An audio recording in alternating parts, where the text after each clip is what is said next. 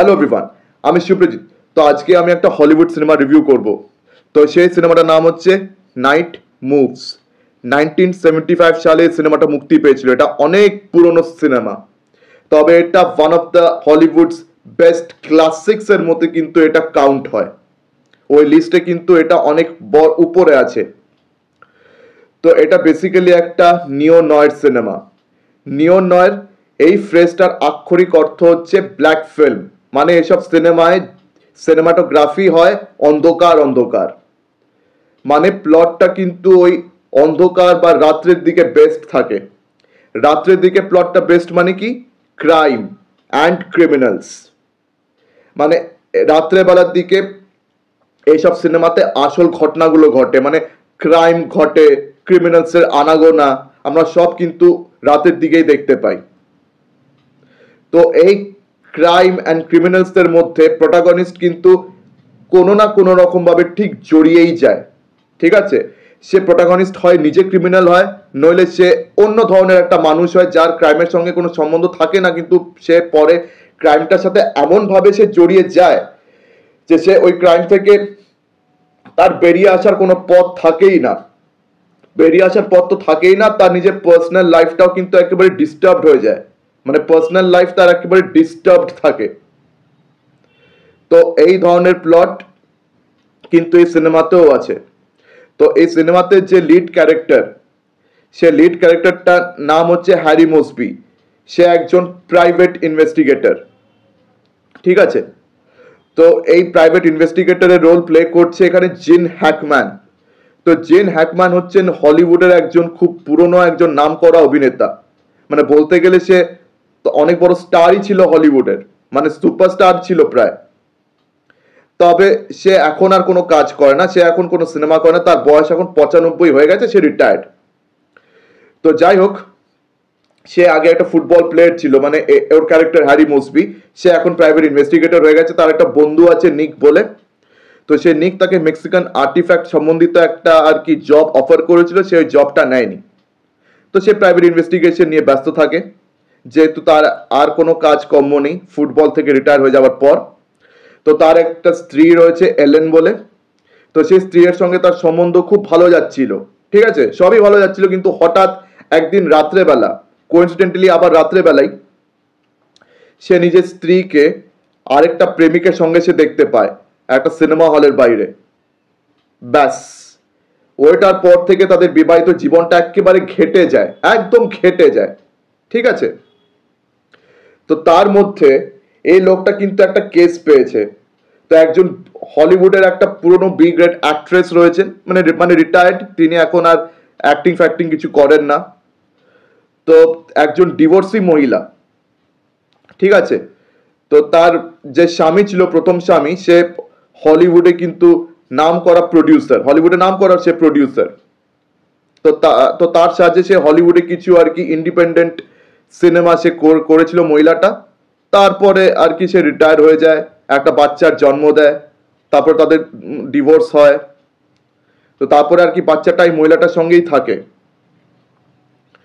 তো এই মহিলাটার সঙ্গে যেহেতু বাচ্চাটা থাকে, স্বামী আর কি, তার স্বামী এই বাচ্চাটার জন্য আর কি অনেক টাকা পয়সা পাঠায়। তো সে বাচ্চাটার বয়স এখন 16 বছর। ঠিক আছে, তো তার সেই বাচ্চা মেয়েটাকে সে এখন 2 সপ্তাহ ধরে পাচ্ছে না। তো এখন এই মেয়েটাকে খোঁজার দায়িত্ব দিয়েছে এই প্রাইভেট ইনভেস্টিগেটর হ্যারি মসবির হাতে। তো এই মেয়েটার কিন্তু জীবন একেবারে খাটালো জীবন, মানে বলতে গেলে একদম স্পয়েলড ব্র্যাটের মতন সে লাইফ লিড করে। বিভিন্ন ছেলের সঙ্গে বা বিভিন্ন লোকের সঙ্গে সে শুয়ে বেড়ায়। অ্যান্ড তাছাড়া সে নেশাখোরও আছে, মেরিওয়ানা, ওই ড্রাগস টাগস করে আর কি ওর মেয়ে। তো এখন এই প্রাইভেট ইনভেস্টিগেটর তার ওই মায়ের সঙ্গে কথা বলতে বলতে সে ওই মেয়েটার প্রথম অ্যাকোয়েন্টেন্স, যার নাম কোয়েন্টিন, তার সঙ্গে প্রাইভেট ইনভেস্টিগেটরটা দেখা করতে যায়। তার সঙ্গে দেখা করতে গিয়ে সে আরো অনেকগুলো অ্যাকোয়েন্টেন্সের কথা সে জানতে পারে। তারপরে আরো অনেকগুলো ক্যারেক্টারের সঙ্গে সে দেখা করতে করতে আলটিমেটলি ফ্লোরিডা কিজে গিয়ে পৌঁছায়। ফ্লোরিডাতে মানে সে মেয়েটাকে সে পায়। তো এই মেয়েটা এখন থাকে তার মায়ের দ্বিতীয় স্বামীর সাথে। ঠিক আছে, তার মায়ের দ্বিতীয় স্বামীর সঙ্গে এখন এই মেয়েটা থাকছে। তো এখন এই দ্বিতীয় স্বামীটাও কিন্তু তার মায়ের সঙ্গে আর থাকে না, এখন এই দ্বিতীয় স্বামীর সঙ্গে তার মেয়ে থাকছে।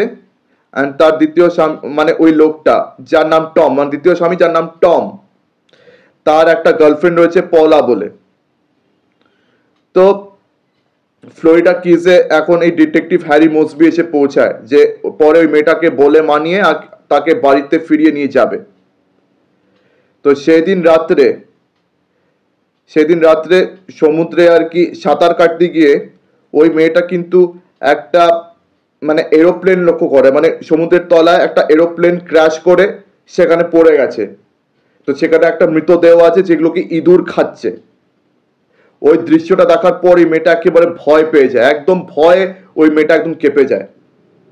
তো সেটা হয়ে যায় এই সিনেমার টার্নিং পয়েন্ট। তারপরে আরো অনেক কিছু সিনিস্টার ইভেন্টস, তারপরে অনেক কিছু ক্রাইম ইভেন্টস আর কি এই সিনেমাতে ধরা পড়ে। তো এখন সেই ক্রাইম ইভেন্টসটা কি কি, ওখানে এখন এই এরোপ্লেনটা এলো কোত্থেকে, তো ব্যাপার স্যাপার কি, তো এই বাকি সব কিছু জানার জন্য আপনাকে সিনেমাটা দেখতে হবে। তো ওই ঘটনাটা আগে বললাম ওটা টার্নিং পয়েন্ট হয়ে যায়, তারপরে কিন্তু অনেক কিছু বদলে যায়। তারপরে সিনেমার মানে যে গল্পটা বা গল্পের ফ্লোটা সেটা পুরোপুরি পাল্টে যায়। তারপর আমরা চলে যাই একদম ক্রাইমের দিকে, সোজা ক্রাইমের দিকে। মানে এখান থেকেই এই ডিটেকটিভের যেন একটা আসল গল্প চালু হয়ে যায়। তা এখন সেটা কিভাবে চালু হয় না এটা তো এখানে তো বলতে পারবো না, এখানে বলা মানেই পুরো স্টোরি রিভিল হয়ে যাওয়া, তো সেটা আমি এখানে বলবো না। তো এটা জানার জন্য আপনাকে সিনেমাটা দেখতে হবে। তো দেখুন, এটা পিওরলি কোনো মিস্ট্রি ফিল্ম নয়, ঠিক আছে, এটা নিও নয় সিনেমা। মানে এখানে আমরা প্রোটাগনিস্টের আর কি লাইফের সঙ্গে ডিল করছি, তার মানে বিবাহিত জীবনটা একেবারে নষ্টের গোড়ায় রয়েছে। তো সেই অবস্থা আর কি সে একটা কেস সলভ করছে।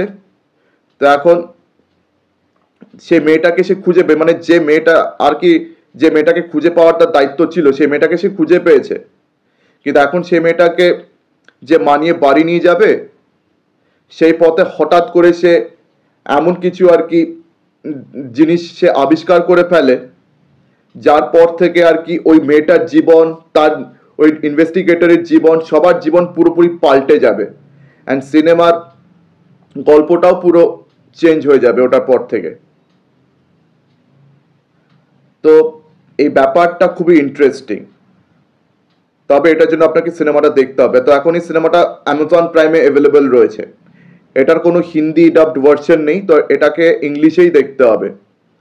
তো নাইট মুভস এই সিনেমাটা ওই সময় যখন রিলিজ হয়েছিল এটা কিন্তু হিট ছিল না, এটা কিন্তু ফ্লপ ছিল, এটা তখন অনেকে দেখেনি, কিন্তু পরে এই সিনেমাটা আর কি অনেক ক্রিটিক্যাল অ্যাক্লেমস কুড়োয়। তো এই সিনেমাটা এখন কিন্তু মানে ওয়ান অফ দ্য বেস্ট ফিল্মসের মধ্যে কিন্তু অলরেডি এনলিস্টেড হয়ে গেছে। তো আপনাদের মধ্যে যারা আর কি সিনেমা দেখতে পছন্দ করেন, মানে সিনেমার একদম ট্রু ফ্যান্স, মানে ট্রু সিনেফাইলস, তাদের জন্য কিন্তু এটা একটা মাস্ট ওয়াচ ফিল্ম। যেহেতু হলিউডের কিন্তু বেস্ট নিও নয়েড সিনেমার মধ্যে এটা লিস্টেড রয়েছে, তো সেহেতু এই সিনেমাটা কিন্তু আপনাদের অবশ্যই দেখা উচিত। তো মানে ট্রু সিনেফাইল না হলে কিন্তু এই সিনেমাটা আপনাদের ভালো নাও লাগতে পারে, ঠিক আছে। এটা অন্যান্য মেন স্ট্রিম সিনেমার মতন নয়, কিন্তু অন্যান্য মেন স্ট্রিম সিনেমার থেকে এটা একেবারেই আলাদা। তো ওটাই বললাম যে যদি ট্রু সিনেফাইল হন তাহলে আপনাদের এটা অবশ্যই ভালো লাগবে। তো আপনাদের মধ্যে যারা অলরেডি এই সিনেমাটি দেখে ফেলেছেন, ঠিক আছে, আমাকে অবশ্যই কমেন্ট সেকশনে জানান যে কেমন লাগলো। আর যারা দেখেননি তাদেরকে আমি সাজেস্ট করছি আপনারা অবশ্যই দেখুন, যদি আপনারা ট্রু সিনেফাইল হন। তবে আবার আমি ওয়ার্নিং দিয়ে রাখছি, এটা কিন্তু অন্যান্য মেন স্ট্রিম সিনেমার মতন না, এটা একেবারে আলাদা ধরনের সিনেমা। তো আমার ভিডিও ভালো লেগে থাকলে অবশ্যই লাইক করুন, আমার ভিডিওটি বেশি বেশি করে শেয়ার করে দেবেন, আর হ্যাঁ, আমার চ্যানেলটিকে সাবস্ক্রাইব করতে একদমই ভুলবেন না। তো আজকের দিনের মতন বিদায় নিলাম, চোখ রাখুন পরবর্তী ভিডিওতে। ধন্যবাদ।